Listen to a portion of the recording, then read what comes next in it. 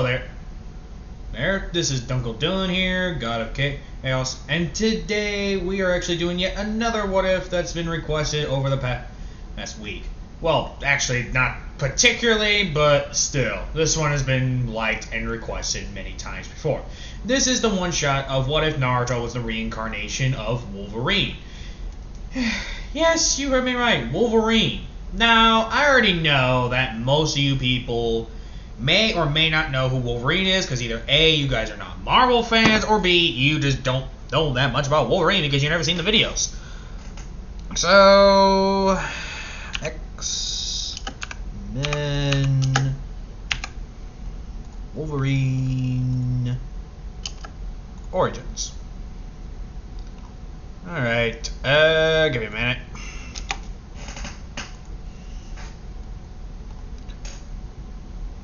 Now, where's that one guy that's good with history?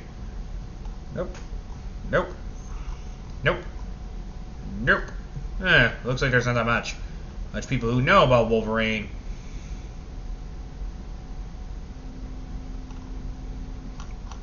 So we're gonna do this.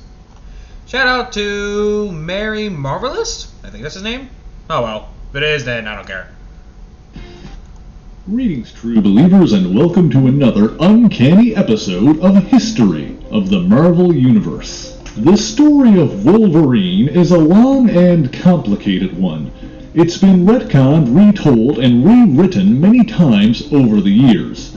This video is my attempt at taking all of that, focusing on the most important, interesting, or relevant aspects, and arranging them chronologically or in a way that's streamlined but true to the actual canon. This is the origin of Wolverine. Our tale begins at the Howlett Estate in Alberta, Canada during the late 1800s. Here lived the married couple of John and Elizabeth Howlett, with John's father, a disapproving and angry old man, often being around. After the death of their first child, John Jr., Elizabeth grew cold and despondent, neglecting her younger son, James. Fortunately, James was able to befriend two other children who were often on the property. There was Rose, an orphan girl who moved in as a companion for James, and Dog, the son of the groundskeeper, Thomas Logan, who lived at the bottom of the hill. What James didn't know was that his mother had had an affair with Thomas Logan, and that he and Dog were half-brothers. For a time, James was happy with his friends and family.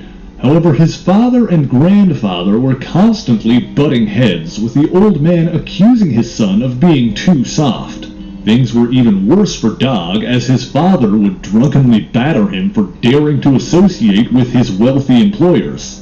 And as the children grew, Dog grew more bitter, his childhood crush on Rose developing into an obsession. This culminated when Dog attempted to assault Rose, only to be caught by James. James ran off to tell his father, allowing Rose to strike her distracted attacker and escape.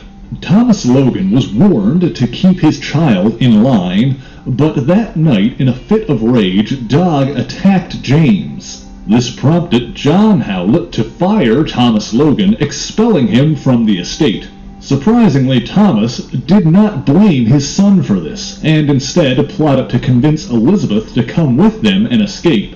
With his son holding Rose at gunpoint, Thomas broke into the Howlett estate and attacked John. James awakened from the commotion and emerged from his room just in time to see his father murdered by Thomas Logan. This was when James Howlett's latent mutant power first manifested and 3 bone claws emerged from each of his hands.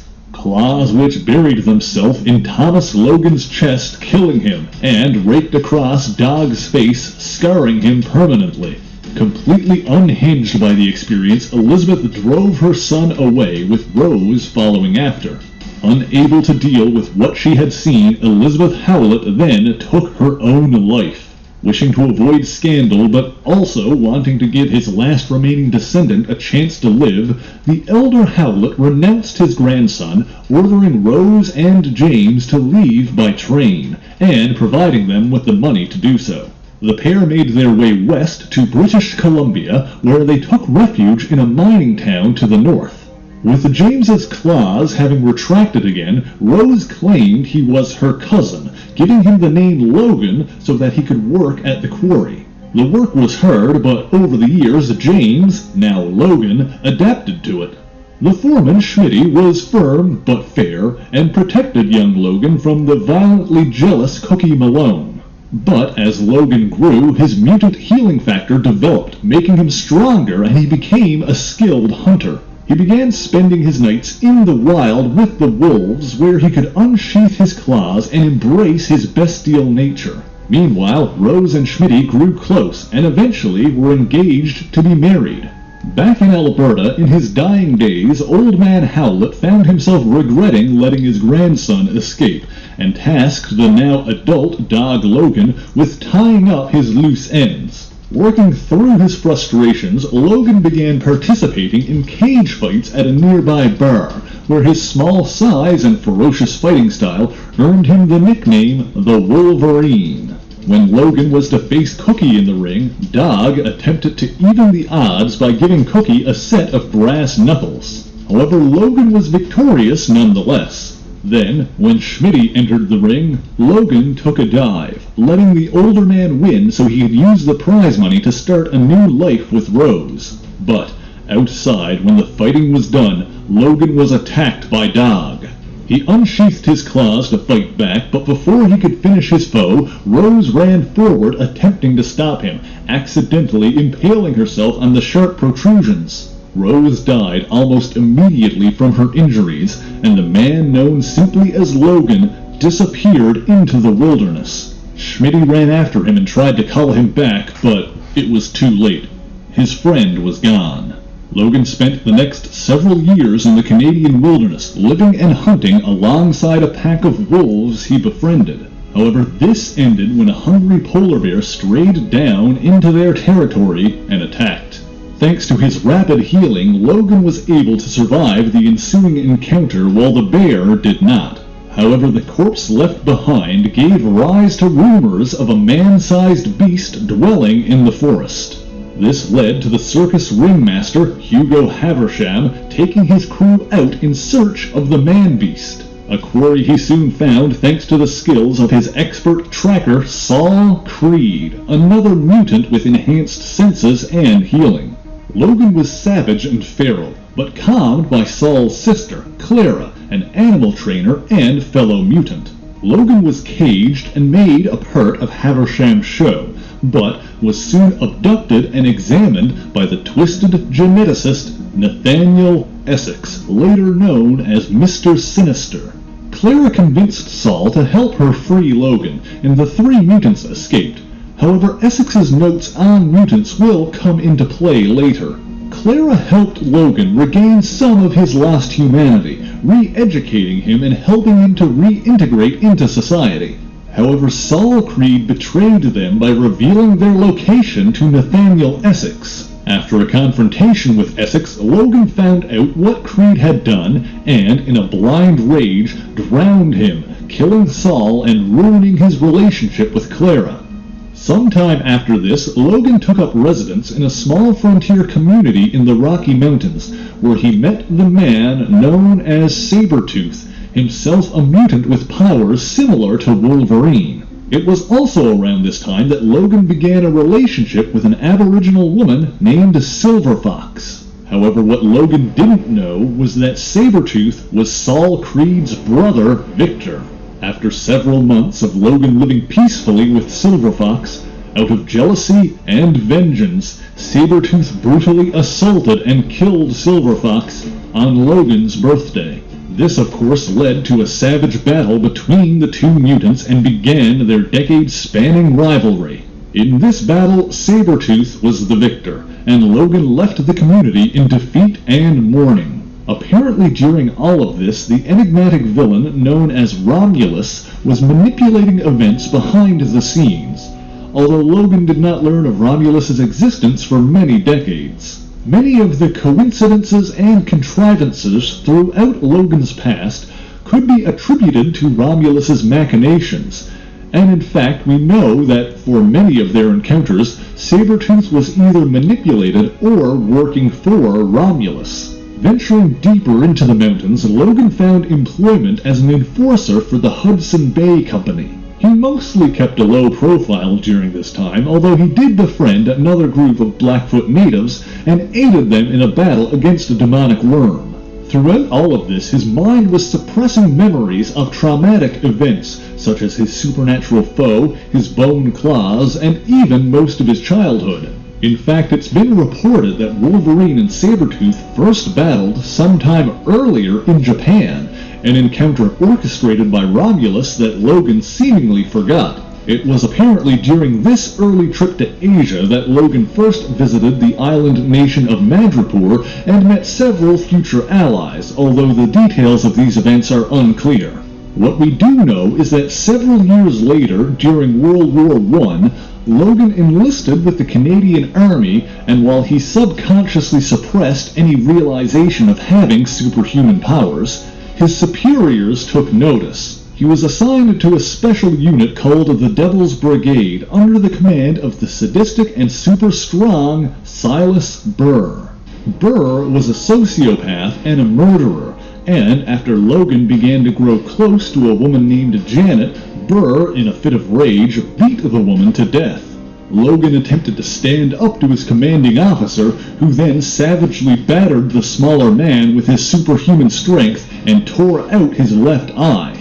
These events, too, were suppressed in his memory as Logan's healing factor attempted to paper over the trauma, but the psychological scars began to run deeper. While the eye patch he wore inspired an alias he would use some years later, Logan recovered and continued to fight, encountering more of the supernatural and superhuman both during and after the war, all while denying his own true nature. Seeking an escape from the pain and suffering he'd endured to that point, Logan returned to Asia, attempting to adopt a more cavalier persona. It was during this time that Logan first met the seemingly immortal samurai warrior Ogun. At this time, Ogun was an officer in the Japanese army stationed in China. When Logan intervened in a conflict between Ogun's soldiers and the local citizens, Ogun was so impressed that he, possibly sensing Logan's potential, offered to train him at his dojo. Logan declined, continuing to use a carefree persona to mask his pain, but kept the samurai's offer in mind. In the early 1930s, Logan returned to the island of Madripoor under the alias Patch. Here he reunited with Seraph, a diminutive but formidable woman who became both a mentor and lover. Logan may have been looking for peace, but the organization that Seraph worked for was controlled by Romulus, and so she began molding him into a more effective assassin. This was also so he could help her combat the dangerous ninja death cult known as the Hand. To this end, Logan traveled to Japan and sought out Ogun for teaching. He spent several years learning honor and discipline, but ultimately left to continue his adventures without completing his training. Throughout the 1930s, Logan journeyed across the globe, eventually being instructed by Seraph's organization to learn espionage from the Russian spy Taras Romanov. During his training, Logan also passed down what he had learned to Taras's adopted daughter, a young Natasha Romanov. Natasha looked up to Logan and began to affectionately refer to him as her little uncle. However, this arrangement ended when Logan completed his mission from Seraph by assassinating Taras Romanov. Then, with the Second World War breaking out across Europe, Logan returned to Madripoor. It was during this time that Logan first met and fought alongside a newly created Captain America, as they and a man named Ivan Petrovich rescued Natasha Romanoff from a coalition of Hand Ninja and Nazi soldiers. After that, Logan rejoined the Canadian military to continue the fight in Europe and was again assigned to the Devil's Brigade. Over the course of the war, he fought against Axis forces and the agents of Hydra, alongside the likes of Captain America, Bucky, and Sergeant Nick Fury. During one mission early in the war, Logan received orders from Seraph to assassinate Cap and Bucky. However, Logan disobeyed and allowed himself to be defeated by the American heroes, creating a rift between he and Seraph. And over the following years, Logan experienced the horrors of war firsthand from both sides, making him colder and more cruel. And because of that, after the war ended, Logan sought redemption and returned to Japan. He traveled to Jasmine Falls and met with an old master named Bando Saburo, who he had learned of while training with Ogun. During this time, Logan met a woman named Itsu. The two quickly fell in love, and after several years they married and conceived a child. For the first time since living with Silver Fox, Logan felt truly at peace. However, Romulus conspired behind the scenes and manipulated the brainwashed Soviet assassin known as the Winter Soldier into murdering Itsu. Logan did not learn until decades later that, thanks to his inherited healing factor, his son survived and was abducted by Romulus. This child eventually returned under the name Dakin, but that's a tale for another day. With his second chance at peace snatched away from him, Logan returned to the life of an international mercenary, accepting missions from various government organizations, with his finances being handled by Landau, Luckman, and Lake, a company he'd previously done dealings with back in Madripoor. After some brutal assignments, ostensibly originating from Romulus, Logan again returned to Jasmine Falls to continue his meditation, but Chang, an employee of LL&L, recruited him into one more mission. They successfully defeated the interdimensional warlord known as Kimura, but when Chang offered Logan a position at the company, he chose to continue following his own path instead. A path that, by the early 1960s, led to Logan joining the CIA-affiliated Black Ops team known as Team X. While Logan's memories were already fragmented and incomplete due to decades of trauma, this is the point where they began to be actively destroyed. Logan was shocked to find that his old nemesis, Sabretooth, had also been recruited into Team X, but the two were able to work together after memories of their past encounters were suppressed. And Sabretooth was not the only figure from Logan's past to return, as Silver Fox, seemingly having survived her injuries, also joined Team X. At this point in his life, the truth of Logan's past was more muddled than ever, and exactly how much the members of Team X remembered about their previous encounters is unclear. At one point, it was even called into question whether Logan and Silver Fox's previous relationship actually happened, or if it was a false memory that was implanted by Team X's psionic operative, Aldo Ferro, aka Cyborg.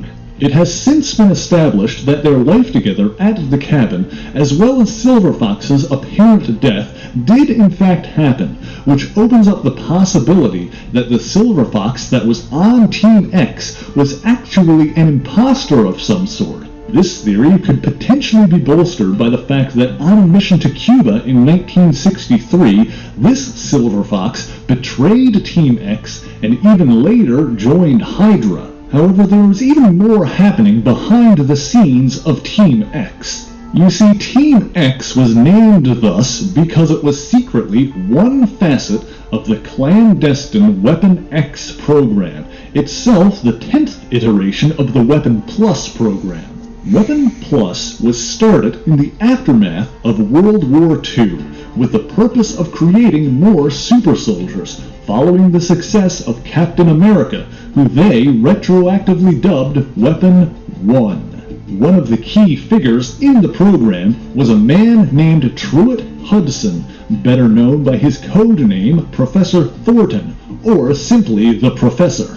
In the closing days of World War II, while investigating a laboratory within a Nazi camp, the Professor discovered a journal belonging to Nathaniel Essex. And so, while the different iterations of Weapon Plus explored different types of test subjects, the 10th version, Weapon X, focused on experimenting on mutants. And so, while Wolverine was a member of Team X, the scientists of Weapon X studied and tested the limits of his healing factor using what they learned to endow the other members with similarly extended lifespans. They also determined that one of the few things capable of subverting this healing factor was the radioactive metal carbonadium. However, after one test of the metal's effect, Logan recovered more quickly than anticipated and attacked before they were able to alter his memories again. He even began to regain the memories that were lost to him, but wanted to keep his revelation secret for the moment. And so he rendezvoused in Germany with Sabretooth and another Team X member, Maverick, for the mission they'd been assigned. Their job was to steal a device called the carbonadium synthesizer from Russian scientists hiding in Berlin, and to extract their double agent, Janice Hollenbeck. However, when the group was attacked by the experimental Soviet super soldier Omega Red, Sabretooth shot and killed Hollenbeck, considering her a liability. As for the C synthesizer, Logan entrusted it to his teammate Christoph Nord, aka Maverick, knowing he could trust him to keep it hidden.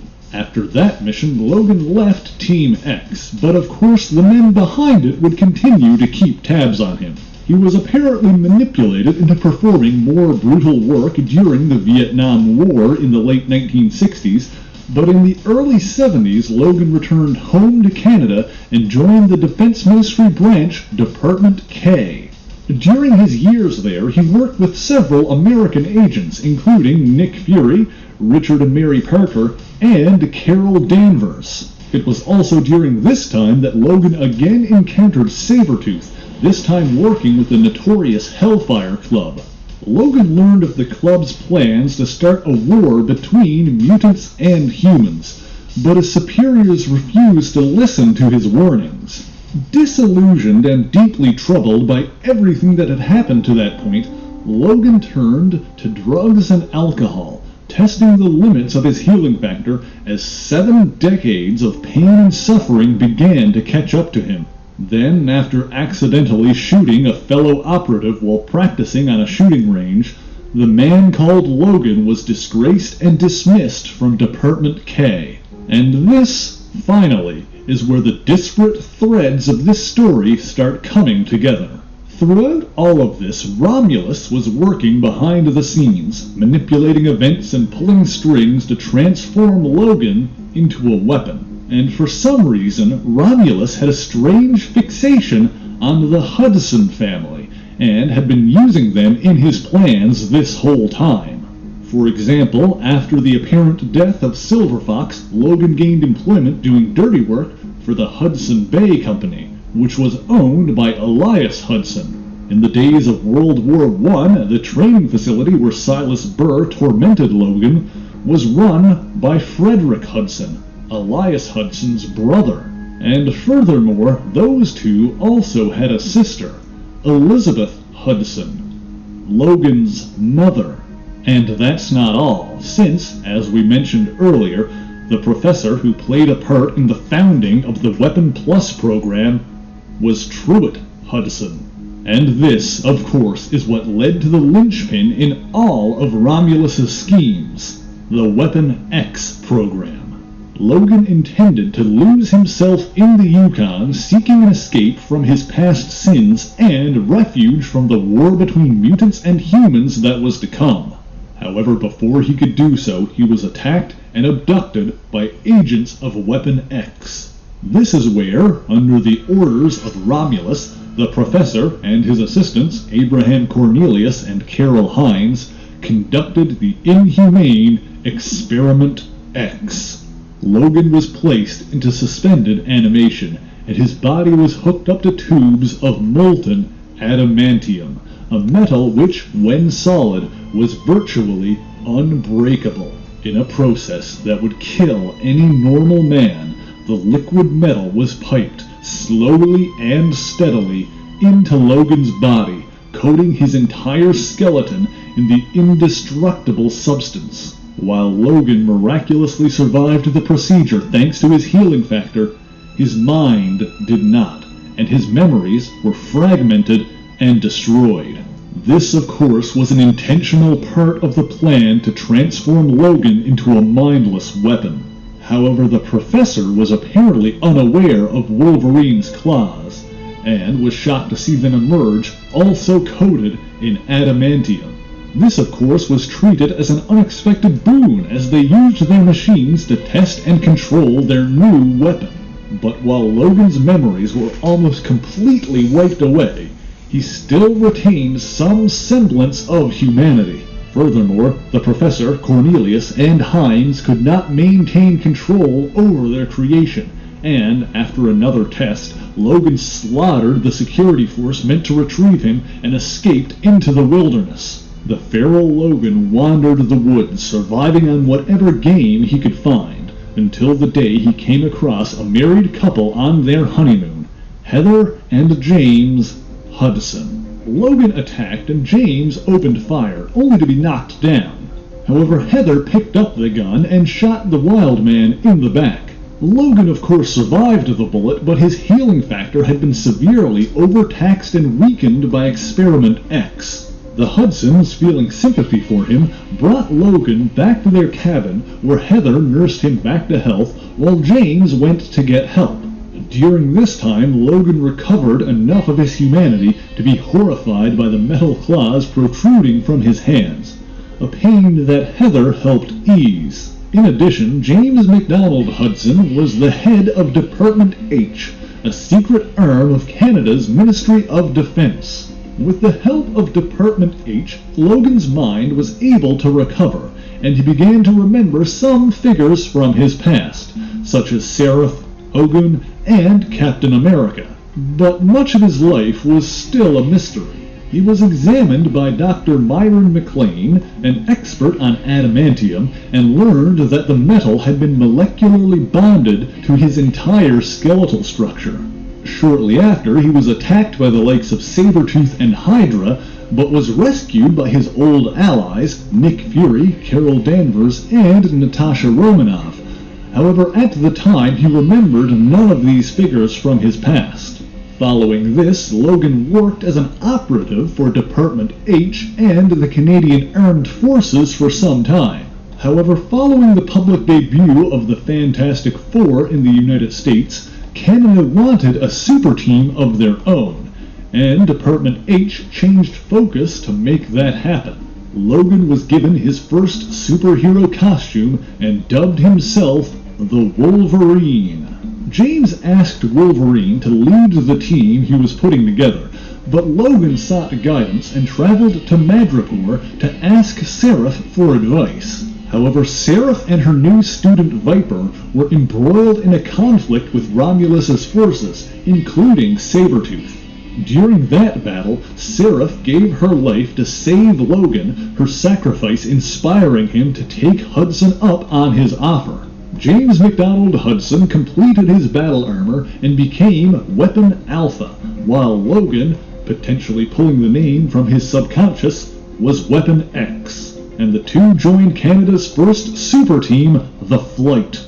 Donning his iconic yellow costume, Logan began doing covert missions for Department H in preparation of his public debut as Wolverine. Meanwhile, it was decided that the Flight would be divided into 3 divisions, Gamma, Beta, and Alpha Flight. While that was being prepared, Logan took the opportunity to seek advice once again and traveled to Japan to reunite with his old sensei, Ogun. However, in the decades since their last meeting, Ogun had become a heartless assassin, having fallen to the temptation of dark magics. Ogun sought to bring Wolverine under his employ as well, but Logan escaped and returned to Canada, eager to leave behind his former mentor and resume his superhero work. Not long after that, the Wolverine would find the challenge he felt he needed when the Incredible Hulk came to Canada. Weapon X was dispatched to deal with the threat, and Wolverine intervened in a battle between the Jade Giant and the supernatural creature known as the Wendigo. The Wendigo was the first to fall, as the other 2 combatants focused on it before turning their attention back to each other. With both Wolverine and the Hulk possessing incredible stamina, neither opponent would stay down for long. After 6 hours, the Royal Canadian Air Force arrived on the scene, declaring Wolverine's mission a failure and deploying a powerful sleeping gas to knock out the Hulk. After this, Logan began to grow disillusioned with his work for Department H. He looked like a superhero, but ultimately he was still just a weapon for the Canadian government to unleash. But Wolverine's battle with the Hulk did catch the attention of one man. A man who used his immense psychic power to arrange a meeting and make Logan an offer. A man named Professor Charles Xavier. Xavier offered Wolverine a chance to be a free agent and do good outside of the confines of government agendas, to stand with his fellow mutants and be more than just a weapon. James Hudson tried to convince him not to leave, but Logan's mind was made up. That was the day that the man known as Wolverine left Department H behind and joined the X-Men. And that is the origin of Wolverine. But thank you so much for watching this video. If you enjoyed it, please leave a like, share the video, and subscribe for more marvelous content. Be sure to leave a comment letting me know what Marvel hero or villain you want to hear about next. And as always... Well, fuck me. That's the life of Logan. Who would have thunk? That was a goddamn cougar, you damn horse. Anyway, so yeah, what if Naruto is the reincarnation of the guy I mentioned? Well, what a pure fucking coincidence considering that was requested.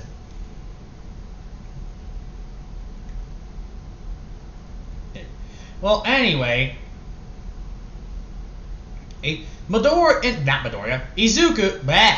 Naruto, goddammit, this is where Naruto pops in. Now, Naruto in this one is actually like Logan, and he has all his memories, so Naruto remembers everything, even though he doesn't want to. Ooh. And he knows that he doesn't want to, but he knows he has to. So, Naruto, over the past 3 or 4 months, Naruto has actually been confined and not been trying his best to actually make any friends. As a matter of fact, Naruto doesn't even attempt to. He actually knows about their ideas, and Naruto is not having it. He cares little about the government, but he cares even littler about the people, aka the Leaf Village. And what is worse for them is that they know Naruto would never care for them. So they don't really try to convince him or even attempt to actually talk to him. Well, not that much anyway. However, that does not mean they don't want to. It's just that Midoriya does not care, and he never will. So Midoriya pretty much kept to himself. He became an alcoholic, obviously. He didn't really hide that. Oh no, he definitely did not hide that. Now, he became an alcoholic pretty damn early too, which makes it worse for the people, considering that they don't want him to be an alcoholic, but they know it's gonna happen anyway. So they pretty much let it happen. Now the Hokage doesn't like the idea of him being an alcoholic, but Naruto knows someone. But Logan, aka Naruto, knows a person who uses him pretty easily. He knew from the start that they were going to use him for only gain and for purposes of only that. So Naruto didn't even show sympathy. As a matter of fact, he felt disappointed that these people are nothing better than the people he knew back then. So Naruto doesn't even attempt to actually try to look the other way. But Naruto has known to pretty much sleep with some certain people. he does attend to do that though. And everyone knows about it too. Everyone knows about Naruto's affairs, is the word I would say if it wasn't for the fact that I knew. Everyone knew about it, but no one dared to actually point it out. Mostly because everyone was horrified of Naruto because of his bone claws and a tremendous amount of healing that he can hold. And also the fact that they don't know what he's capable of, and they know that he could easily kill them with a single swipe of his claws. So yeah. And due to chakra literally just being either lightning attacks or kicking them in the head or something as silly as that, Naruto doesn't even attempt to even fight. But he does have his moments of literally just street brawling or fighting other kids. It's at his age. He's already fought. Due to his immense height, though, the Hokage wished to actually use him as a weapon. But the Hokage can smell it a mile away. And he knows that honor is not something that exists in the Leaf Village, or any village in that matter. So Naruto doesn't even try. So we get to the part of Naruto literally sleeping with some people. I'm going to say he's pretty much bisexual, so we catch him sleeping with both Neji, Hinata, Sakura, and Sasuke. Naruto wakes up and literally starts popping his neck and just continues with his sleep and just gets up to take a shower. Now Naruto has the same buffness as Logan. He ain't skinny. And he doesn't have the Jinchuriki in him. That would actually be Sasuke. He's the one who has the Jinchuriki in him.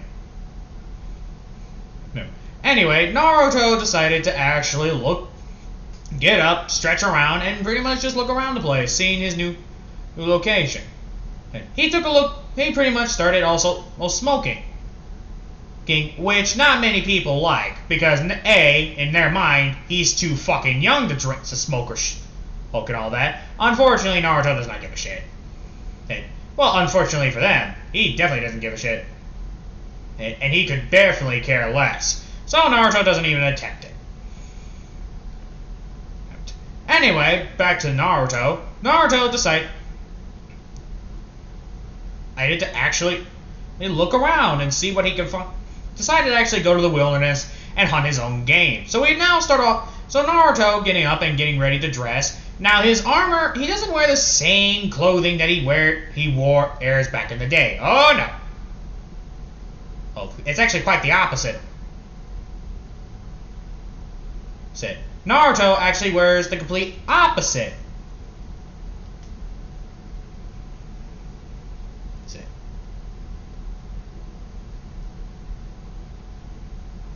Wait, what?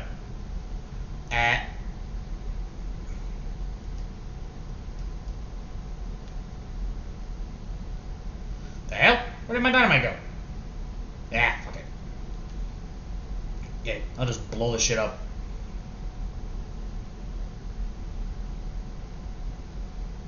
Oh, now where is the fuse? Ah, here it is. There we go. Anyway, where was I? Oh yeah, the what if. Now, when we get to Naruto, getting to Naruto.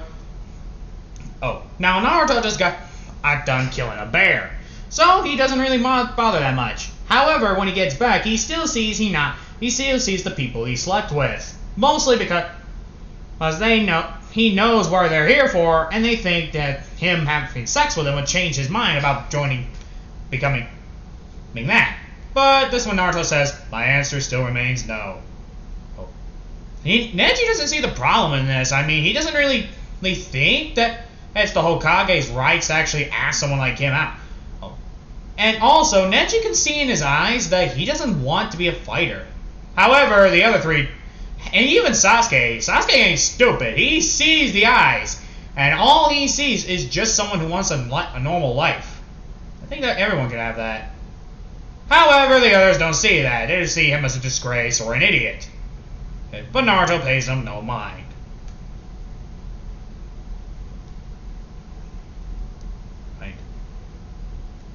As a matter of fact, Naruto doesn't give a shit.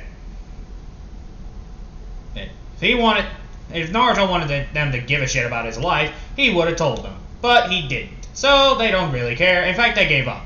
Except for Neji and Sasuke. Neji and Sasuke just walk up to him and just kiss him on the cheek. Surprised you two ain't leaving. Unlike them, we actually see you don't want to be a ninja.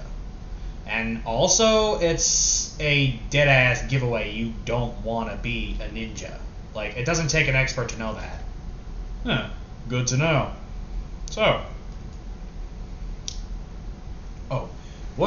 So, you two are staying? Yeah, don't feel like dealing with my sister. You, Sasuke? I got nothing better to do. I hope you don't mind, but I'm gonna smoke. Go ahead. And he just walks off. So, Sasuke. Hey, still think? So, Sasuke, you want to bet $50 that they'll try to blackmail him? With what? Naruto has nothing to lose. And we're just fuck buddies to him, so. True, but it's our fault for gaining a crush on him. Yeah, you're right. Hey. Still, he's not that bad looking.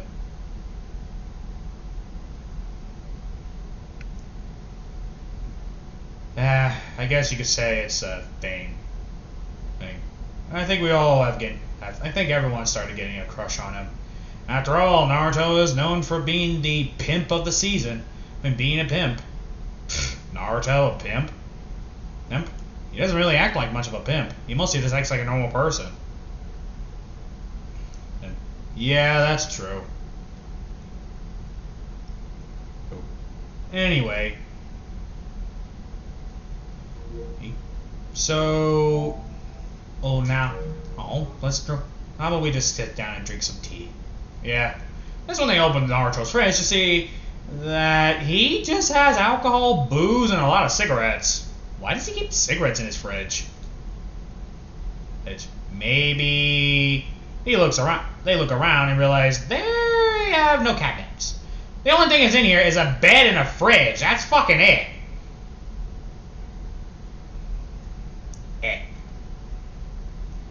Like, they don't even see anything else. Well, they don't see a fucking fridge. They don't even see a fucking cabinet.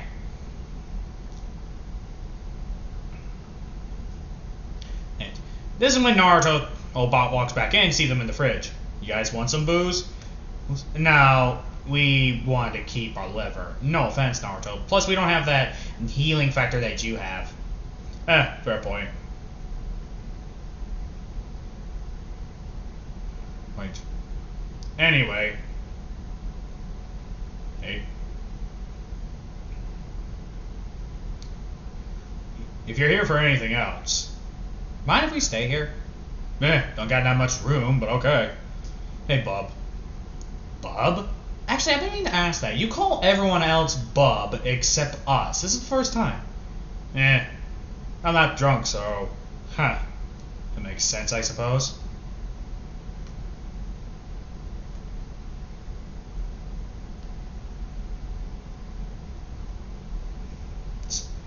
But anyway, mind if I ask you a question? In fact, we're all going to be answering this one.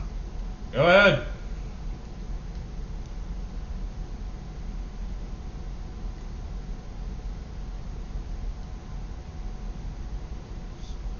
So, your question? Considering that you don't care about the ninjas, what will you do? Either become a mercenary, a bounty hunter, or something else. I'm still thinking. Besides, if I need to become a ninja, I'll just come with you guys. What team are you on anyway? Hey, why, you think I've joined a mission? Only one time to get the rent. Besides, this place isn't rental. And your family? Don't get me wrong, my family would allow you to enter, but you have to marry Hinata. No thanks, I'm done with women. I think I'm sick of women, actually. Is that a sexist thing, or are you just really tired of fucking women? I'm just tired of fucking women. I got a question for you two, and it would sound silly. ask away. Do you ever believe that maybe there are things called superpowers, like superheroes or something? You mean like people with unexplaining powers such as yours? Yes. Without chakra or use to them. Wait, your powers don't come from chakra? Nope. And I already know you guys won't tell anyone because you know this is too stupid. But to believe. That's when they're thinking, shit, he's good. And he's right, it is stupid. However, it makes sense. I mean, the shit that he pops up, that type of stuff looks painful.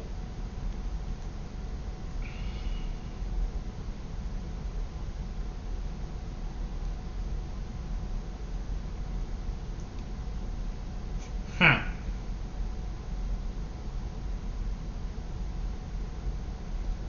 Anyway, this is when Naruto just starts walking. Well, anyway, thanks for the chat. If you guys want anything before I get going, no. Well, just be careful, okay? Aren't I always? But like I said, I might join you guys on a mission. I hope that's not too bad. We'll convince Kakashi, because he's actually been dying for you to join the team. But I already know you only do it because you need the money. Ah, shit. Come on. That was a tree.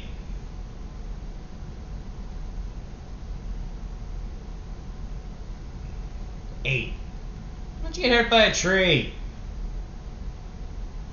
Anyway, after that, Midoriya literally grabbed. This is when Midoriya just puts on some clothes. In case you're wondering what he wears a type of clothing thing. He wears like something that a biker would wear, except the clothing is a little bit fancier than your normal everyday clothes. They look, well, actually, they don't look fancy. Naruto doesn't wear his Uzumaki-like clothing like Canon Naruto.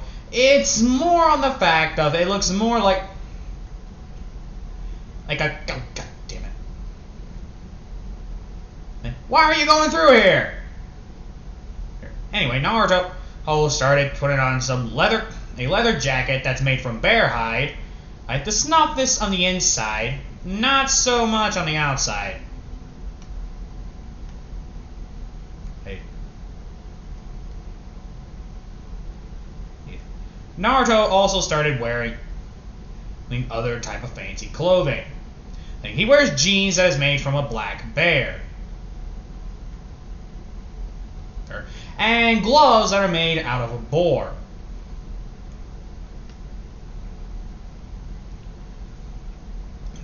And started also wearing other things. Naruto doesn't really try to hide it either. So Naruto even started at all that. So after that, Naruto even picked up some material. Mostly also picked up some booze for the road. Midoriya started getting to the guys, and Kakashi is actually getting smiling under his mask because he actually gets to see what Naruto's like. And why Neji and Sasuke respect him. This is when Naruto shows himself, and in case you're wondering, Naruto does not have that nice Naruto hair. He has Logan's hair. And just gets to look like, what? Kakashi's a little bit disappointed that Naruto doesn't look so, fancy. He was expecting him, literally Naruto to wear something fancy. He was expecting his Uzumaki flag and all that. Nope. In his mind, he's looking at a hobo, but with a country Canadian-like clothing. This is when Neji and Sasuke say, "Wow, you actually look good for once." So, what are we doing? What? We are at. I was asking them. He points at Neji and Sasuke. Hey. We are doing an escort mission. Escort? Oh yeah, I forgot you never did them. An escort mission is like bodyguarding, like guarding caravans or protecting someone on the road. What are they worried about? Bears or something? I kill them every day. Hey, no. Well, although now that I think about it, I swear you're OP. How so, Naruto? We seen you got slashed by a bear by the throat, and yet you survived it like it was nothing. Hey, what can I say? I'm gifted. Gifted? Mentally or physically? Could be both, bub. Oh, anyway, shall we? Who are we guarding anyway? We are guarding a bridge builder. Ow. Motherfucker, the money better be good. Yeah, the money's good. How much? About $10,000. Naruto thinking, a little much. That's just to escort someone. Something's not right, bub. Alright, so who's the bridge builder? Right there. They say he's a drunken bridge builder. Another war veteran. Naruto and the bridge builder look at each other in the eyes, and they both show it that they've both been through a lot. The bridge builder just smirks and just looks at the alcohol. Rum? Vodka. It's good to see another guy actually drink something that's strong. Good to know. Anyway, the name's Logan. And you? Mostly just people call me Builder. Alright, bub. Let's go. That's when Naruto starts going with them. But this is when Naruto's leading the way, but then he tells everyone to stop. With his keen sense of smell, Naruto started smelling something. And immediately, this is when the twin demons pop up and say, "Get ready to die!" Naruto unsheathes his claws, attacks them both. Actually, he pins one down with his claws, slaughtering one of them.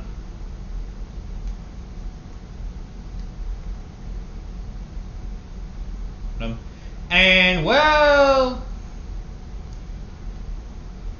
it gets them done pretty easily.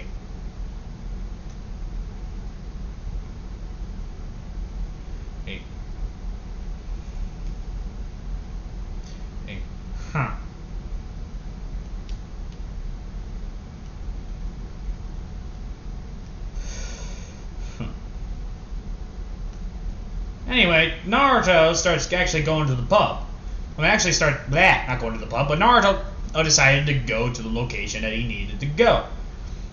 With the bridge builder. After pinning one down, though, this is when Naruto actually started killing the guy and started destroying the guy's life. Kakashi took care of the other guy, and this is when Naruto pins the guy to the ground. Alright, bub, who sent you? We're not talking. He starts unsheathing two claws. As I pop right next to this guy. Listen, bub, the third one is gonna go right through your skull. So unless you're here to spill your blood all over the place and spill your brain all over my hands. On my hands, I would suggest you start talking. Alright. Some guy named Terrence is sending us. Who's Terrence? A local gang leader. Everyone knows Terrence. I don't. Bub. So, bub, are you gonna tell me where he is? I don't know. He starts feeling the claw. But you can ask the guy who works for him. Who's the guy? Zabuza. His name is Zabuza. Zabuza? Heard of him. Demon of the Mist, right? Yeah. He owes me a solid. I'll talk to him. So, does that mean I can go? Yeah, you can go. And and that's when the claw pierces the guy in the head, and he removes it. Naruto, that was unnecessary. Are you fucking stupid? Our job is to take care of anyone who becomes an ideal threat.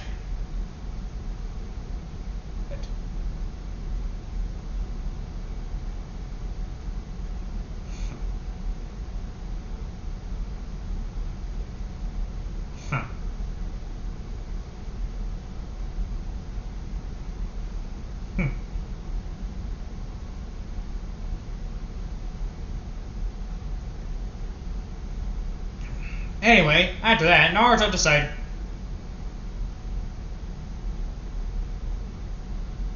I had to actually...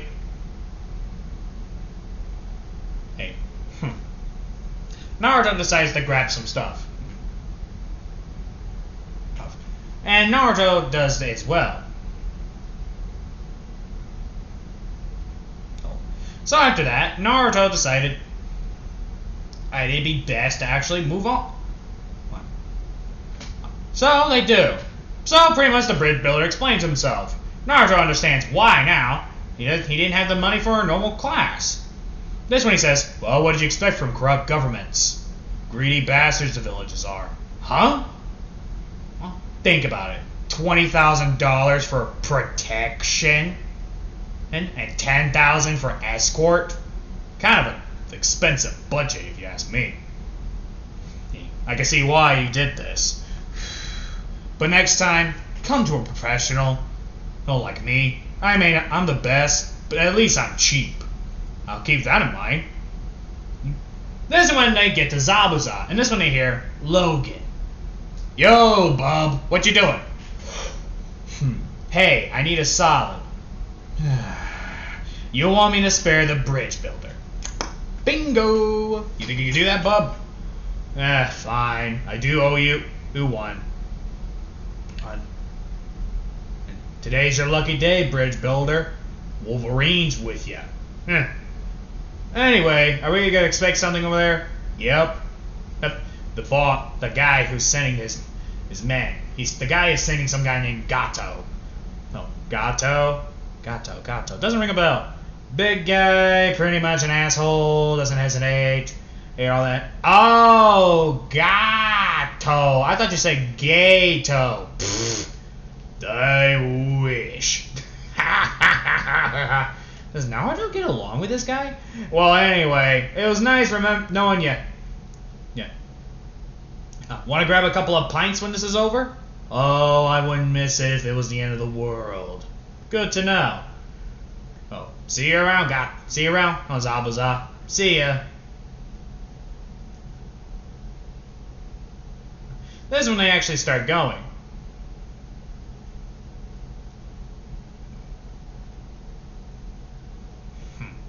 This is when Naruto actually...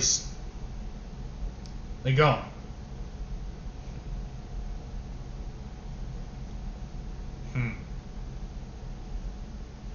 This is when Naruto starts giving him...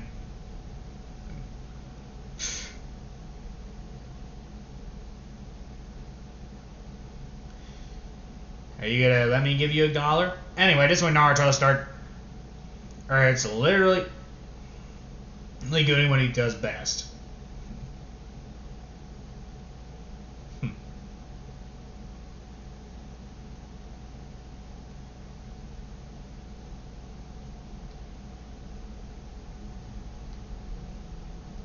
There we go. Sheesh. Anyway, after that, Naruto actually starts walking off.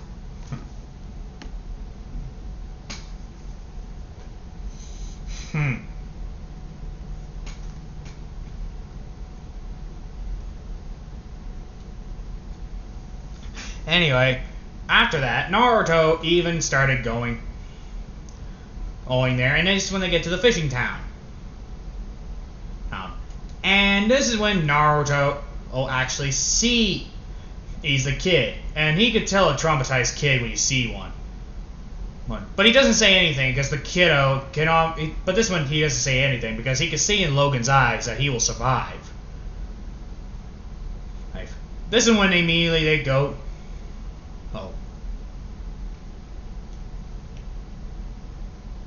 Oh no, not this again. Better be no goddamn cougar. Oh, it's just a black bear. Never mind. Anyway, after that, Naruto literally walked up, started driving, and just started getting to the place where they need to go. After getting there, Naruto sees the location of a bar. He immediately heads there with pretty much the others. Like, he doesn't even hesitate to go to that bar, and he orders a couple of drinks.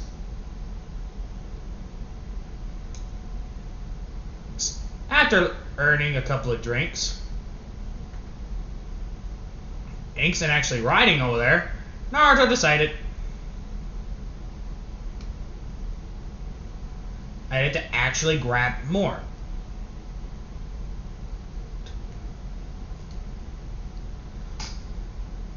Ah, got you with a tomahawk. Oh, bitch. Anyway, after that, Midoriya... he started actually riding off. After that, Midoriya started sitting down, drinking his beer, and literally they even started a fucking fight.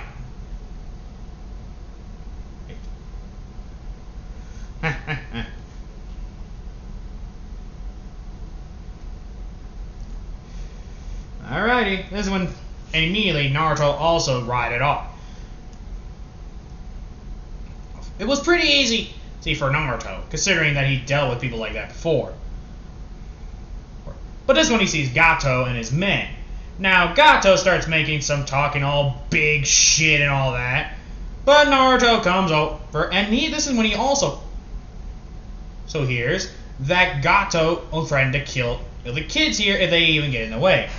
Now that just pissed off Naruto instantly, because he remembers his childhood was like, and also remembers how that was.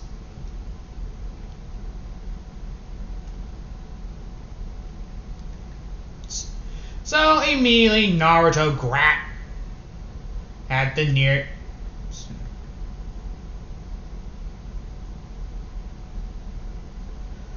fuck off, asshole. Anyway, Naruto started riding to the summaries of 19. When he started riding to Gato. Now, he charges at Gato with a full bridge to kill him. This is when everyone sees Naruto started getting attacking, and has spears and all that, had plunged and swords in him, but Naruto still fights. Claws are being unsheathed, and all you hear is a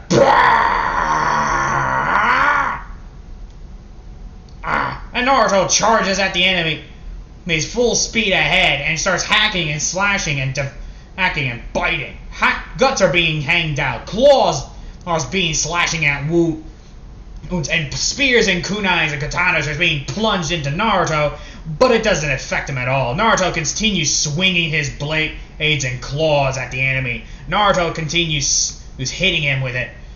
Blood is gore and everywhere. Naruto's own guts are hanging out. And this is when Naruto just holds in it. And he continues slicing and dicing his way through. And Naruto even sees that one of the weapons are about to pierce his skull, but Naruto just grabs the blade with his teeth and just shatters it. This is when he just continues going feral, attacking, killing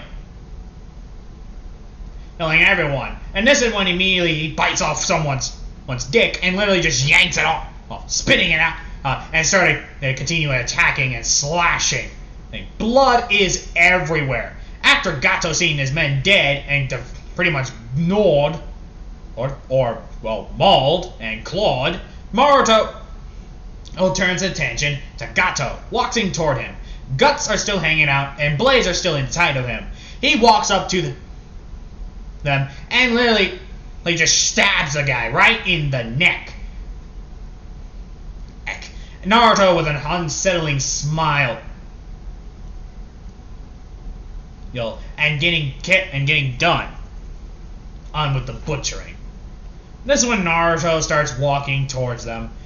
Naruto puts his entrails back inside, now fully calm, and they start healing over time. And the blade, he starts yanking blades out. He starts yanking everything else out. He even starts yanking one blade that got into his throat, but it didn't kill him. Naruto starts yanking the blades and immediately sees them completely shocked. But Neji just said, "Oh my god. Look what you did. You got blood all over you. And you're now naked." Okay, what? Look at you. You're naked. Bub, I legit had weapons plunged at me and all that, and my own guts were hanging out, and you're worried about me being naked? Well, yeah. This one, even Sasuke said, "Yeah, dude, and plus you survived worse. Remember the time you got mauled to death? Mauled by wolves? Oh, yeah. I was hunting the pack of wolves that were causing you two trouble. Exactly! Now, this is when Naruto starts taking care of the rest.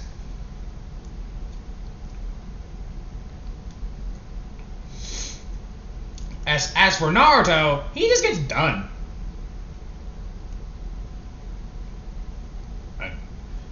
Oh, fuck, my neck. Okay. Whew, is there any weapon in my neck? Ow, there's a fucking spear in your neck. Oh, he yanks the spear out like it's nothing. Ah, fuck, that hurts. I bet. Yeah, I bet it hurt, considering that you yanked it out. Out? Yeah, criticize me. You can go ahead. I'm not gonna criticize you, but I am gonna say this. What were you thinking? Wasn't really thinking. I just got pissed when he mentioned he was gonna do something to some kids. You and your kind self. Anyway, where's my payment? But technically I took care of your problem. Here you go. You are worth every penny, and I'll keep you in mind in case if I need to hire someone like that again. Sounds about fair. See you around. And here's your money. I swear, he's cheaper. Next time, I'm hiring Logan. You guys are cheap. He's cheaper. And that's the truth. Well, ain't that the truth? Well, anyway, I am going to the pub. Oh, really? You're gonna be drinking again? Oh, come on. Fine, I will let it slide considering that you actually attempted to actually show mercy. What's the real reason? Because you're hot? Because you're flirty when you start drinking. And we kinda like you teasing us. There's an apartment not far from here. We could fuck there. Oh, alright. Take us there. This one, Kakashi's just giving them a look like, what the fuck? You know what? I'm not complaining. Anything. Just don't do it around us. Naruto and Sasuke and Neji start going back over there. And the only thing you can hear Sasuke, only see here from Hinata and Sakura is like, what the fuck did we just witness? No, seriously, what the fuck did we just witness? Since when did Naruto become so flirty? Actually, Naruto was always like that, but still, they're a little bit surprised.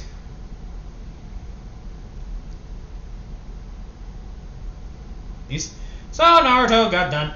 After them, they get to the apartment. They get drunk for once, and pretty much they started flirting with Naruto. And Naruto, not even hesitating, asks for a room.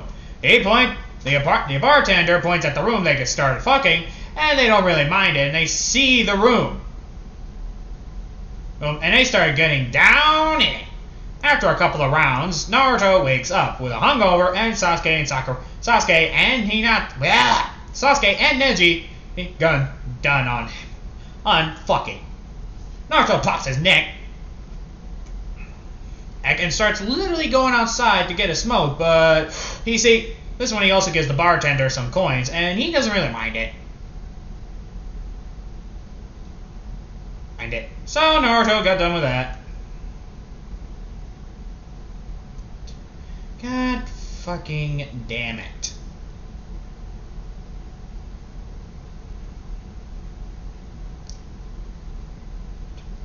Anyway, after that, Naruto started going other places. But he's just happy that he manages to actually get some stuff for them.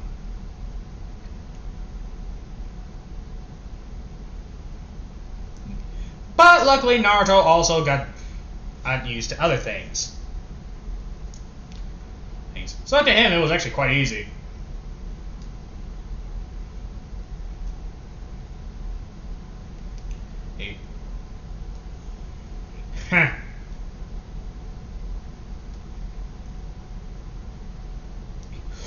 There's when Naruto pops his neck and just sees them.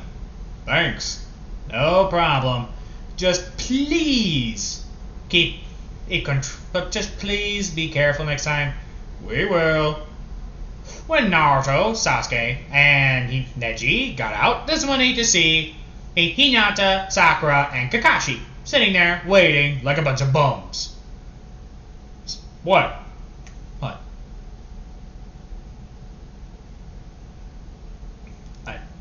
I'm not even mad. I'm just annoyed. How are you annoyed? The guy's alive, isn't he?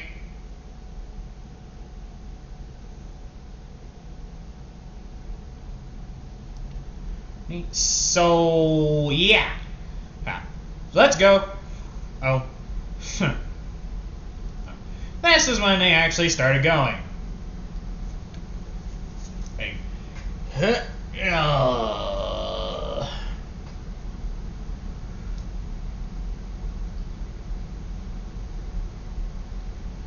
Well, I'm gonna say this. That was fun.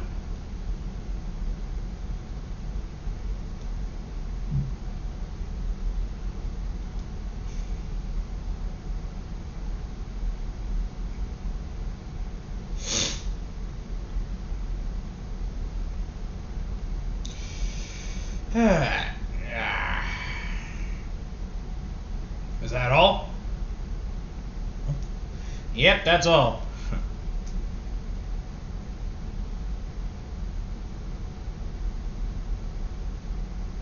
Huh.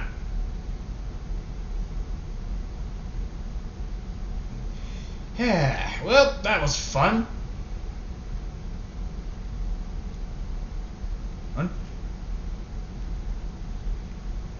Anything else we should be doing? I think we got done with the things we need. I hope so. That was not easy.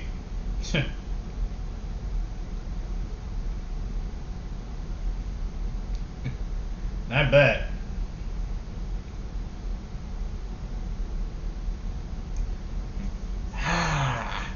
So, well, that was fun. When they get back to the academy, this is when they really... This is when Naruto is given a chance, that's what they would say if Naruto gave a shit. Really, Naruto does not. He could care two fucks what they think.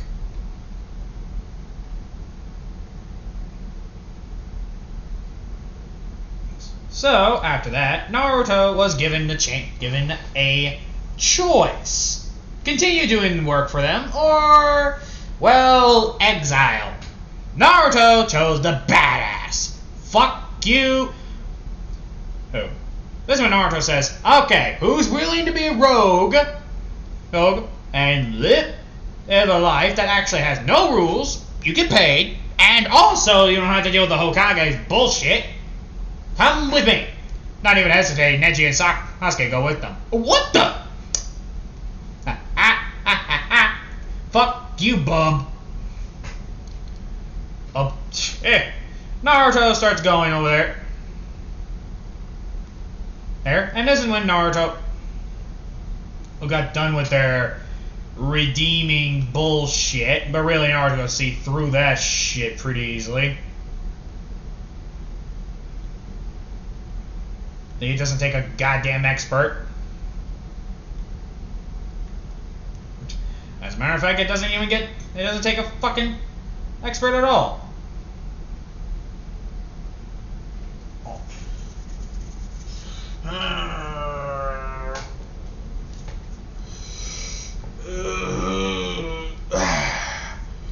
This is when Naruto said, this is when Naruto just like, yeah, see ya.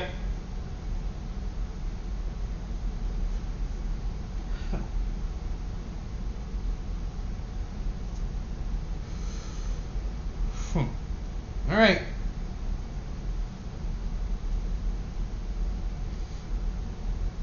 So that's it. This is when they can start going. Well, looks like we're no longer in the Leaf Village. Nope. But I'm happy with that. Yeah, no kidding. Anyway, pause. Alright, I'm back.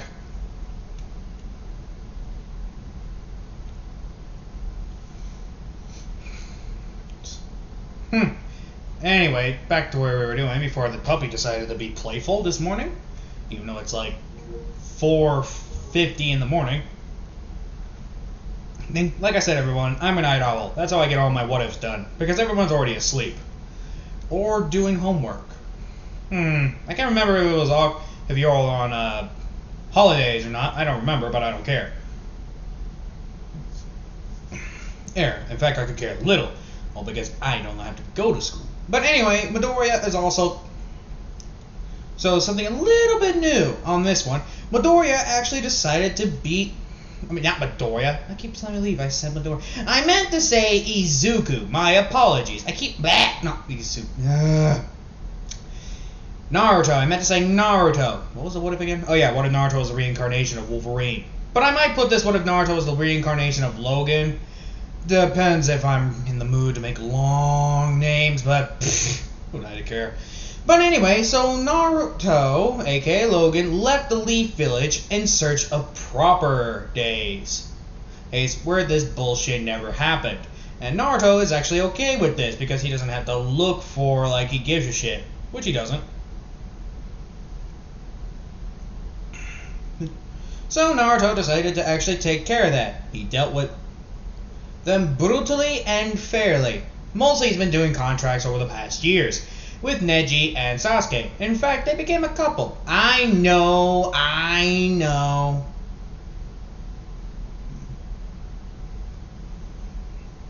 Oh, what you're all gonna say, I really don't care. I can already hear it. Dylan, don't you make those two a common ship? Well, they're not always, but don't worry, I'll do other ship version of them. It's just that Neji and Sasuke are the only names I can truly remember. Like, literally. Like, trust me when I say that. I can't remember the rest of the names if my life depended on. Now, you're all probably thinking in your heads, oh, that's a load of hoo-ha. I wish. No, I literally cannot remember the names if I could. And believe me, I tried to remember. I just can't. I don't know why. I just don't remember. I'm just not good at remembering names. So, for your entertainment, I will try. Like, I'm not saying it's going to be perfect, but like I said, I will try. Because something like this is not something to actually remember so easily. So, well, you're gonna have to get over it. At least until then. So, until then, get over it.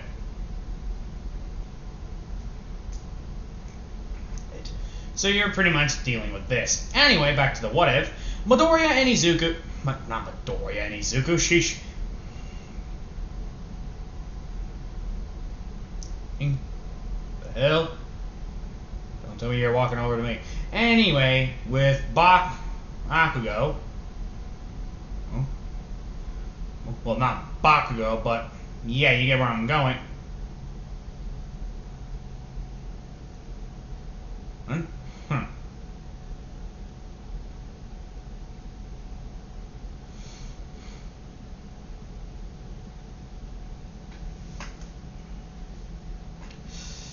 Yep, that will do. Cool. But anyway, as I said before, this is when Midoriya actually leaves the location because, well, this is when they've been doing it for quite some time. Now they are just minding their own business. This were a couple of weeks. Luckily, the guys who pretty much hunt him don't really give a damn. So, when Naruto came back... so when Naruto started doing everything happened after everything happened, metaphorically. Also, with thanks to Naruto's wisdom back in the day, Sasuke didn't actually send for power. And thanks to Naruto as well, Neji ain't prideful. Well, at least not as much. Like he's prideful when someone makes fun of his boyfriend, but that's fucking it. And Naruto can respect that.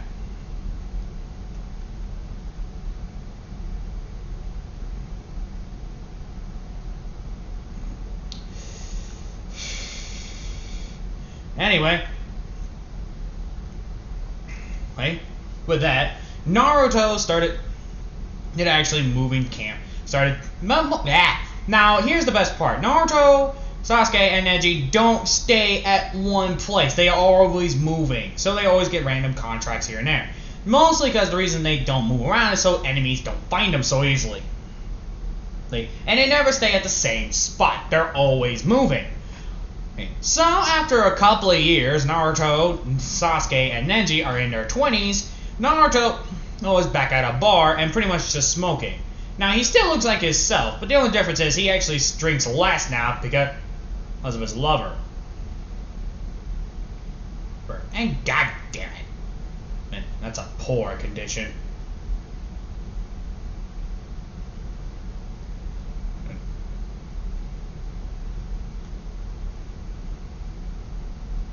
Anyway,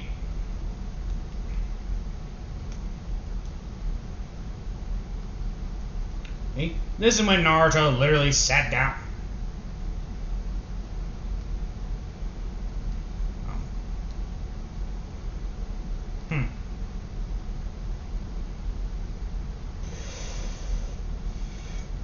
Oh well. Anyway, Naruto started walking up with them. Just so he can get something, but this is when immediately he hears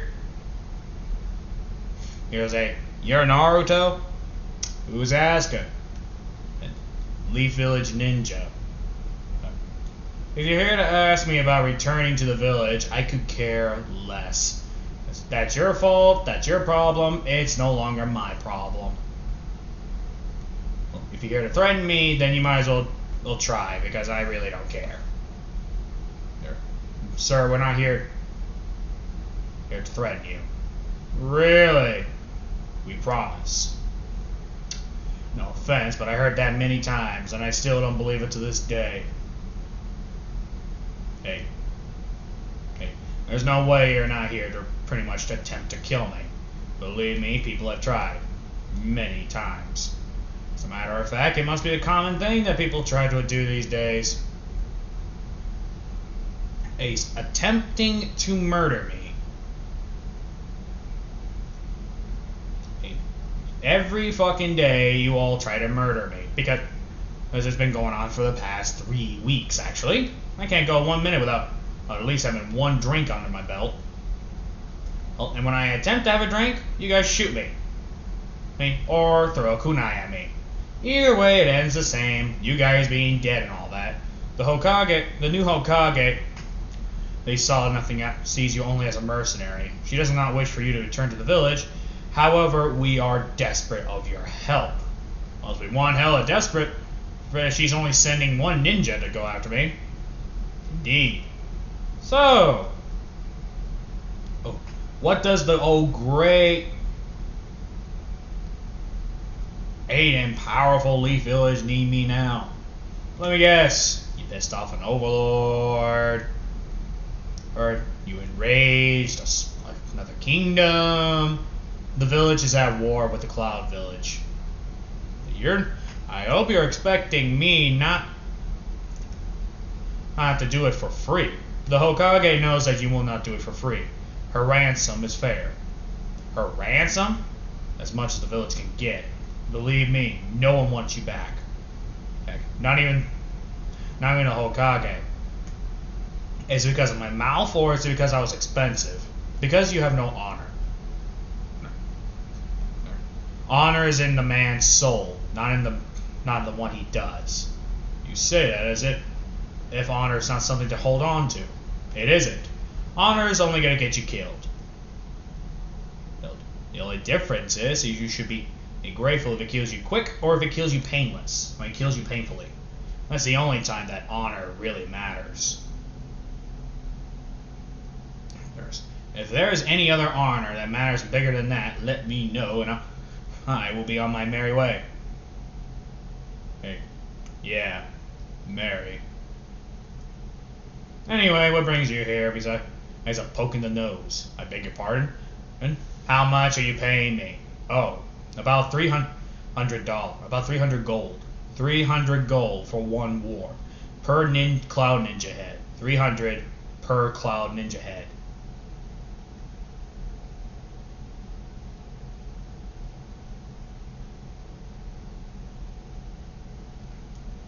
Huh. That's a lot of gold, buddy. I know. Don't the ninjas have a Jin Cherokee? Me with them? Yeah. The Eight-Tails Jin Cherokee. I'm surprised you didn't try to capture Sasuke again. Somehow Sasuke's too powerful for us to handle. And besides, he says he read.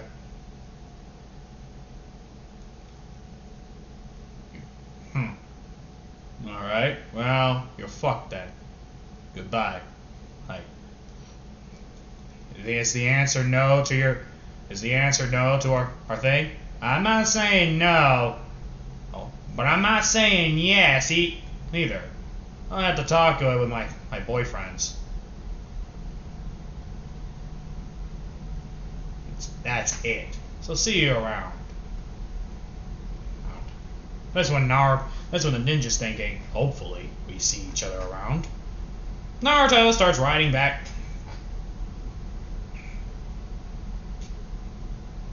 After the people. So pretty much, Naruto's been doing his thing. But this is when he gets to them. He mostly gets to the people, mostly Sasuke and Sakura, Sasuke and Neji, who's just making out, and Naruto goes, sorry. Oh, hey, honey, you're early. So Sasuke, Neji, a ninja of the leaf found out where we were. Oh, great. Are they here to threaten? Have they threatened you? Nope. Have they persuaded you? Nope. Oh, they got a job for us. A job. Yep. The new Hokage has declared war on the Cloud Village. Now, we don't know whose fault is it truly, but I got a feeling this new Hokage, they started it. What makes you think that? Because we don't know if it's a he or a she. It could be a woman, but for all we know. Hell, we don't even know if it's a person in the first place. It could be a fucking dog.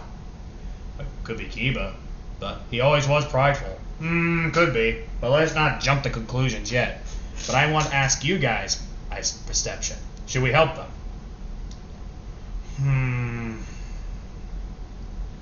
I really don't see the reason why not. We got nothing better to do. You? Nope.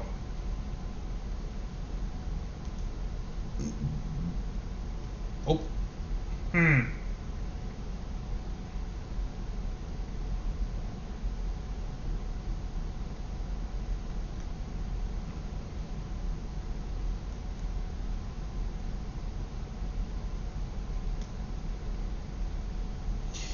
Alright.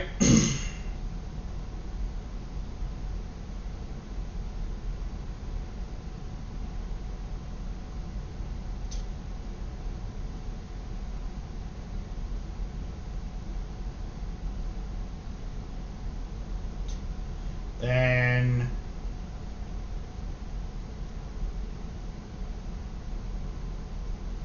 anything else?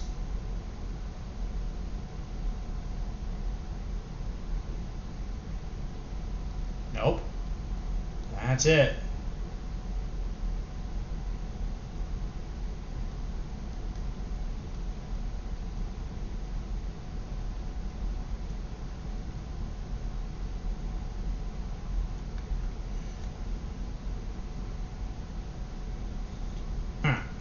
Alrighty then. I guess I could do. I'll see what I can do. Oh. It's not like I got anything better to do. Oh. Well, yeah, let's help them. Okie dokie. Looks like we're helping these idiots.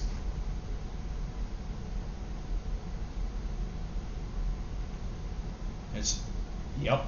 After that, this is when Naruto and them start going.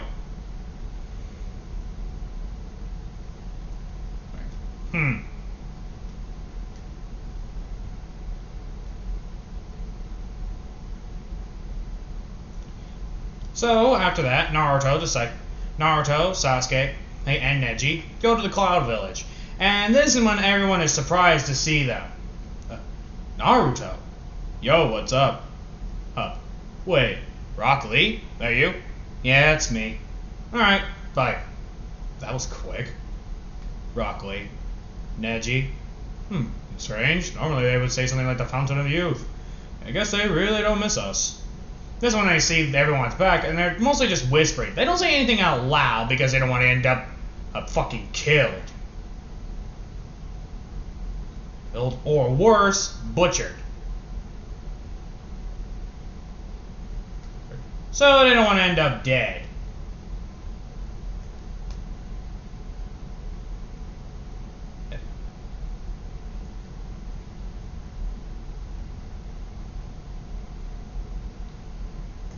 Anyway, after that, Midoriya literally starts walking off.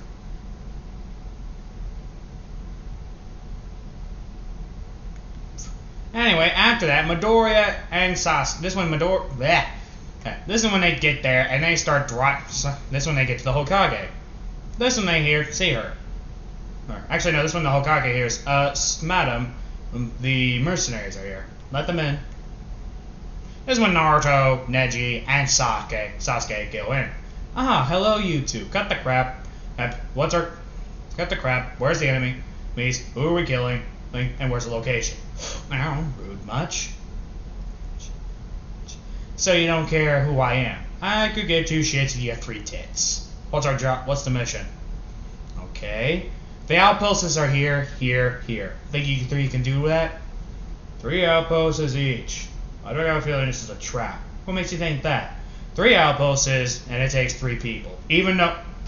you can easily send a couple of them to do the job. And plus, the Cloud Village is obviously holding back. Either you're not telling us the full story, or you're trying to set us up a trap so you could see a way to divert us. Whatever makes you think that.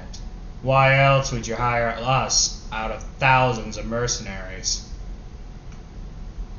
That's when she sells her looks, thinking, damn it, they're good. As I figured. I'm only going to say this once. Try to betray us? That's when he pops out his bone claws right in front of Tsunade's face. I'll cut your life out. One simple and your lights are out. This is when he sheaves them. See you around, Tsunade. So, they know about me more than I know about them. Interesting. With Naruto and Sasuke, and Neji, are we going to attack them all at 3 times? Nope, we're going to take our time. We'll attack the first one together. Why not separate? Because that's what she wants. And besides, why else would she only hire us? So you knew it was a scam from the start. Well, technically I didn't think she was this... I knew there was something up, but I didn't expect her to be this dishonorable. So yeah, I knew from the start. I guess that makes sense. I know.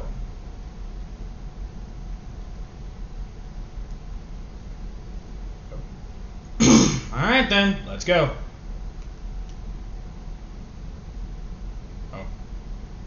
This is when Naruto, Sasuke, and Neji start taking out one of the bases. And this one I see, it is not completely empty. It's only having like 2 or 3 guards there.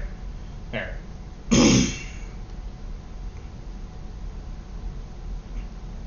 I guess that's one way of doing it. Alright then, let's go.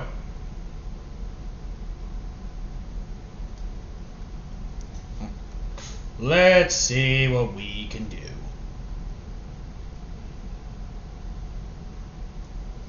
Ooh, because I already know something is up. up as soon as they popped up. Naruto, Sasuke, and Sakura. When Naruto, Sasuke, and Neji start going to the camp. And this is when they take out the soldiers one by one.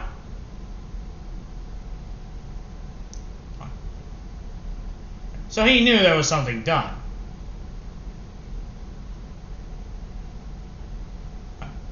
Hmm.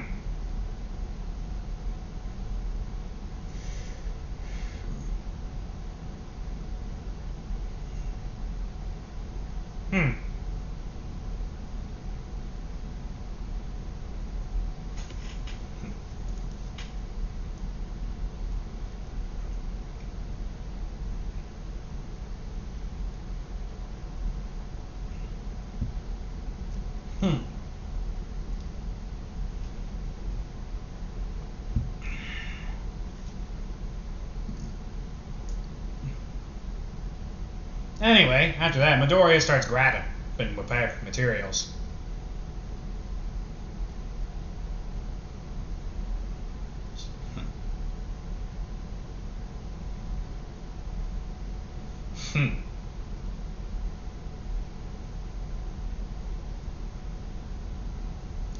Alright. After this, Midoriya actually grabs a couple. This is when Midoriya says, Alright.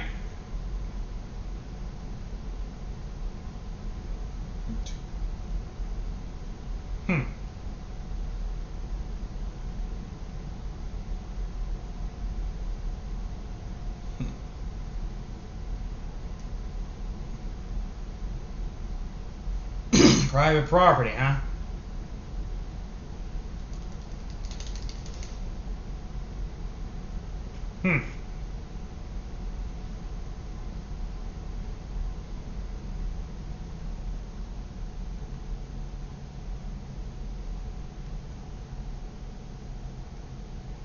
Alrighty, this is when immediately Naruto, sorry about the pause, after taking out the place, this is when Naruto says,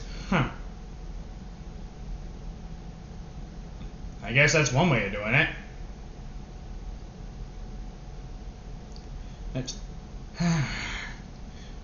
Well, we might as well make camp here. You sure that's going to be a wise idea? Trust me, we're taking our sweet, sweet, succulent time.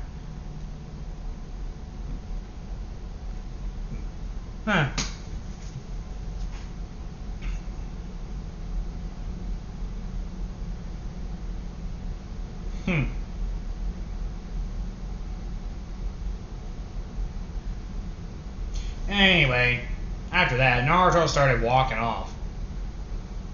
Actually, no, Naruto starts checking out the location, making sure that it's completely clear. Naruto sees a bunch of ninjas there, but mostly leaves. And he immediately starts ambushing them and killing them one by one. But neither of the ninjas actually stood a chance. After that, Naruto went back to them, and Neji took this when they see Neji and Sasuke covered in blood and literally see corpses on their way. Try to kidnap you? Try to seduce us. This is when he sees the Fleet Village logo. They are really, really desperate, aren't they? Yeah. To the point where they tried to blackmail us, threatened your life even though you're clearly immortal. Yeah, I get that a lot.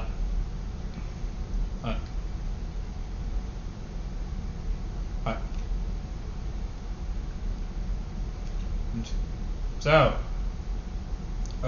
any other upstanding stuff, like what is what? Oh, no, that's about it. We actually haven't been getting any problems after that. Really? Not one? When I was gone? This one I see his knuckles are all bloodied up. I see we're not the only one who's been killing people.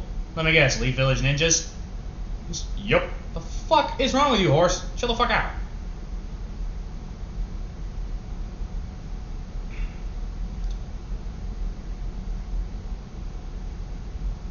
So anyway, but yeah, I bumped into a couple of ninjas here and there, but nothing too big of a threat. It's mostly just some leaf ninjas. You know how they are. Prideful. Did they try to kill you? They could try. They attempted to, but they failed. Horribly. Well, that's good to know.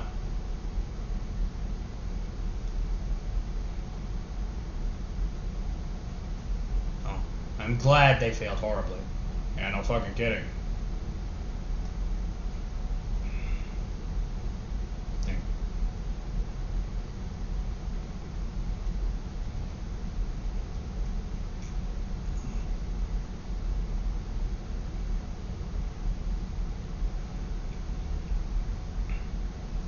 Well, anyway.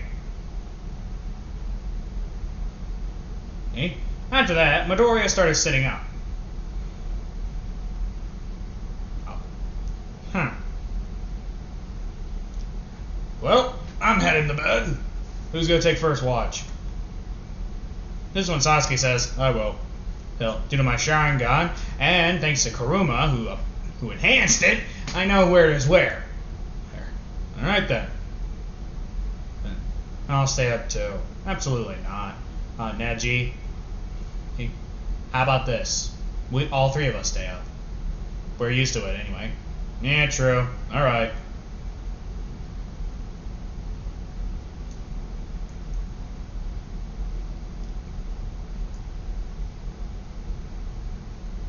This is when they do that. They actually go around and they start looking around too.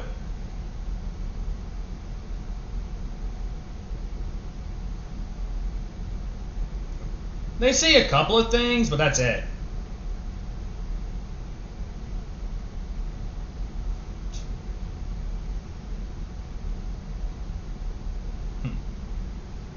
But after that, Naruto literally just... This is when they stay up at night. They actually had to deal with more ninjas than they thought. They had to kill like a good 100 ninjas from the leaf. I was starting to think they really want us dead. But this is when a couple of clown ninjas pop up. Yo. Oh. And this is when they see Killer Bee. Hey, dog. Hello there. You got a job for us? I thought you worked for the Cloud Village. I thought you worked for the Leaf Village. This is when they see the Leaf Village corpses. Do we look like we work for them? No. It looked like you were being backstabbed. We knew it was a trap from the start, but we knew that a couple of corpses would get your attention. How did you two even sleep for the night? Through that, we slept in worse. God fucking damn it! I am this close to selling you, horse.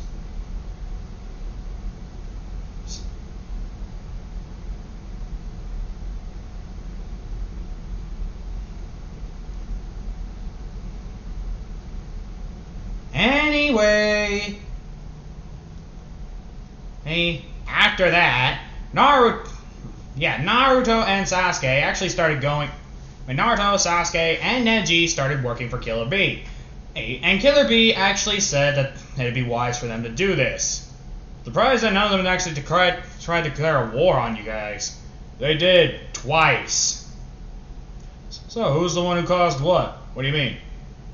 The war, who's caused what? Oh, that would be the Leaf Village. I knew something was fishy. Wait, you knew? From the start? Let's just say something felt like it. Like, why else would they hire us? They knew that the Cloud Village was going to be OP, and we found out that we know that you will pay us more. I see what you're pulling. You want us to help you. I see what you're pulling. You want to I see where you're going. Hire you to help us kill the Tsunade. Yep, I could see that. All right then, you three are hired for Tsunade's head. Should be easy. But we gotta fake your death. What? They want you dead. So, if we fake your death... Oh, I see where you're going. Yeah, that will work. But how are we gonna fake my death? This one, he pops out his claws. Oh, dog, this is gonna hurt, isn't it?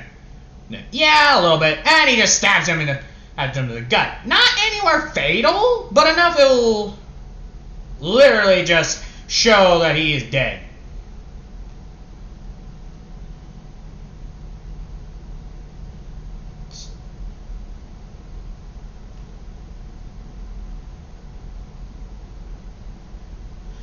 So yeah. After that, this is when Midoriya and Bakugo literally just give them. There you go. Oh. Huh. That's one way of doing it. Yeah, call it what you want. Call me when you need. Call me in the morning. I'm about awake. Anyway. So this is when Naruto brings Killer Bee's corpse, I quote, to the Hokage. Wow, impressive. Alright then, here's your money. Now we get to experiment on his corpse. This one Killer Bee pops up and says, I think not, dog. And this one Naruto kills the other two guards and Neji just kills the others. There's along with Sasuke. I should have seen this coming and yet I didn't. Dumbass. Yeah, you should have. However, you are a dumbass, so I am going to kill you. I would love to see you try.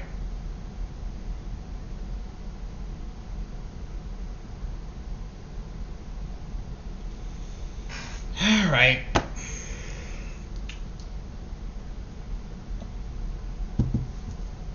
And this is when Naruto says, so, any last words? The Hokage should have killed you, Naruto. Oh, Naruto scratching his balls. Also is waiting for the other answer. That's nasty. Hey, what? My balls itched. Even men have that moment. And this one Killer Bee says, yeah, we all have those moments. And this one, this one Killer Bee just slit Tsunade's throat. And she goes on the ground, gushing blood and pretty much dead. Well, that's our job. Now we should go. Not so fast, you three. Shit. We need a Hokage. No. How about you be Hokage? Hey, like my brother's gonna agree to that.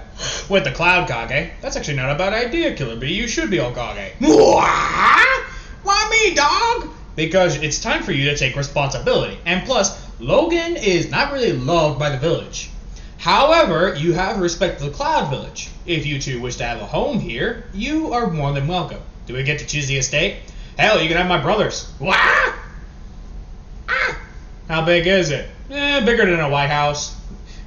I know, they don't know what the White House is, but that's the best way to explain it. We'll take it. Wait a minute, don't I get it? Wait, I become Hokage. I mean, it's all the free shit I want. Alright, I'll let it happen. Splendid, brother.